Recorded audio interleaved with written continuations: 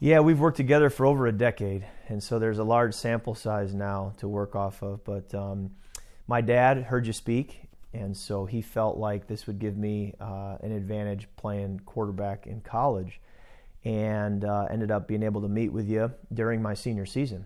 And it was about halfway through my senior season, and we started working together, and had about 9 games left in that season. And we got to the end of the season, and my offensive coordinator who called the plays, as we looked back on my career and back on that season, said, "Kirk, I really felt like you played your best football these final 9 games." And I thought that was interesting because he knew nothing about our work together, and yet the timeline he selected as when my play really went up and then maintained at that high level exactly coincided with when we met and started working together. And I remember making that connection, saying there's something to that. And I've found over the last decade that that's been the case, that to the degree that I've really pressed in and worked with you diligently, my play has always correlated with that in such a way that I'm very successful. And there have been times to my own detriment where I've stepped away or been less engaged. And many times my play hasn't quite been as consistent. And so I decided a couple of years ago that I wasn't going to let that happen anymore.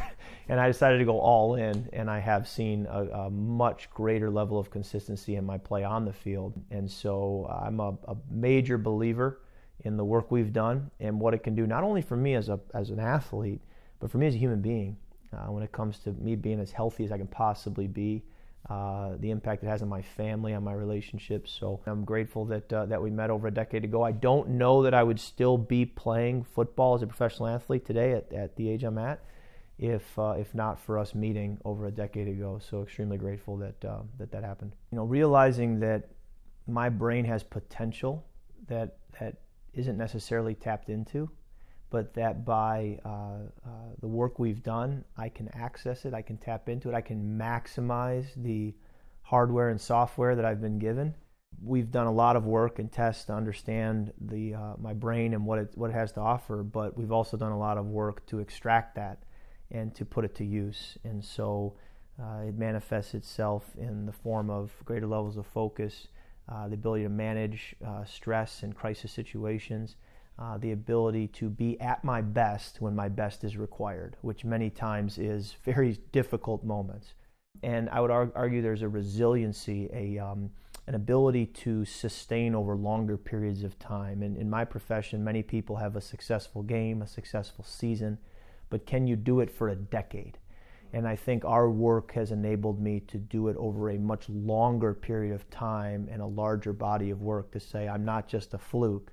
I've been able to have sustained success, which in the world I'm in can really separate you.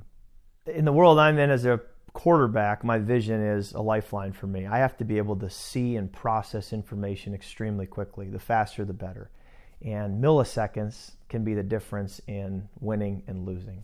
And so my eyes, my eye muscles, my brain's ability to receive what my eyes are taking in is so important, and there's very little room for error, and so we want to leave no stone unturned in that department.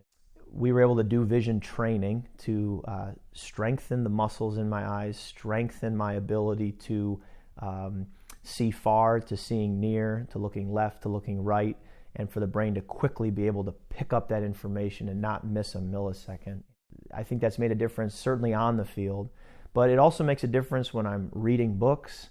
It makes a difference in terms of the energy my brain has to expend throughout the day to be able to just function. If my eyes and my brain are working more efficiently, that's less energy that is put to work to function on a daily basis. So my body, my brain, and my eyes become more efficient, and I'm not as tired at the end of the day.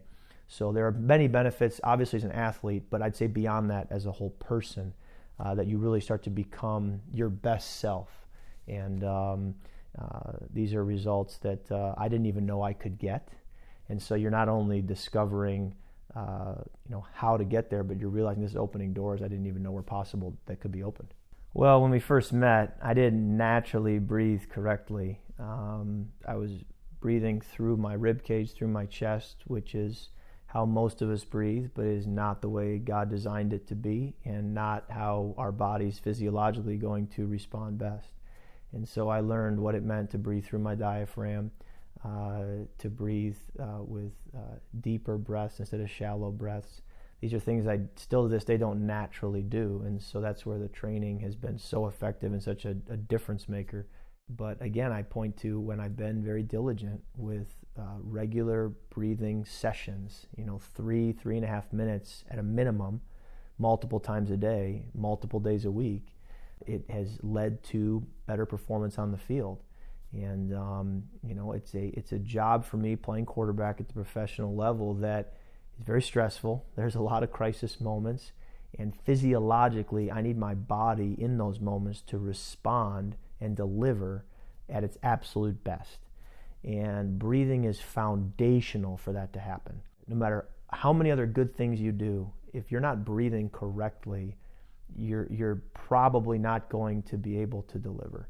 And no matter how many things you're doing poorly, if your breathing is correct, it can cover for a lot of other issues and weaknesses.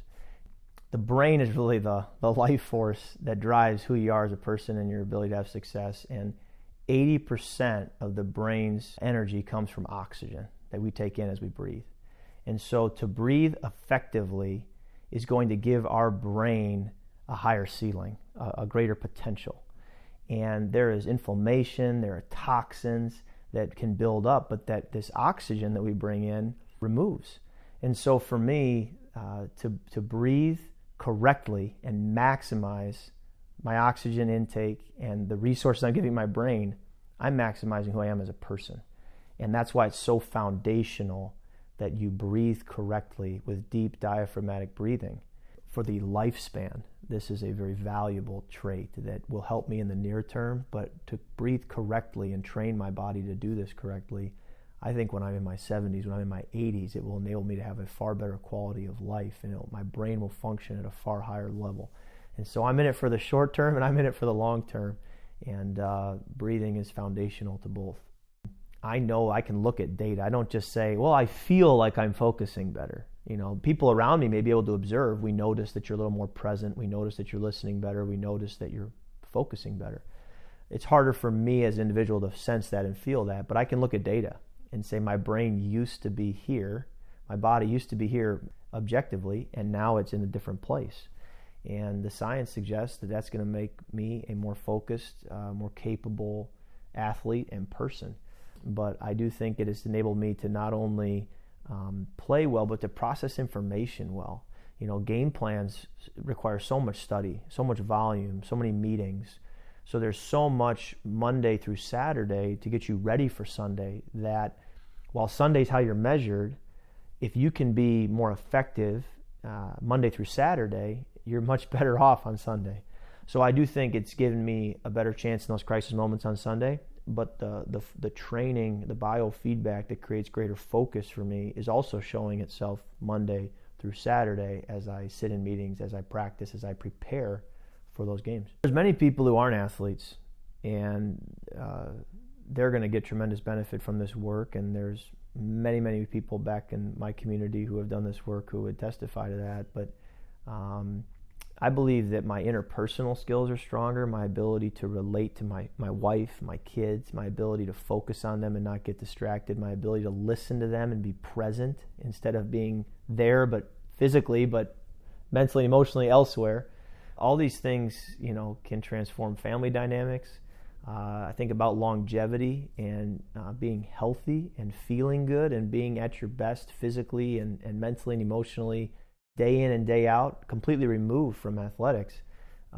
It enables me to be a better person. The fact that I can have mental clarity, that I can have energy, that I can feel an ability to manage stress, to be present, these are all things that certainly help as a quarterback, but they're really helping far more as a human being.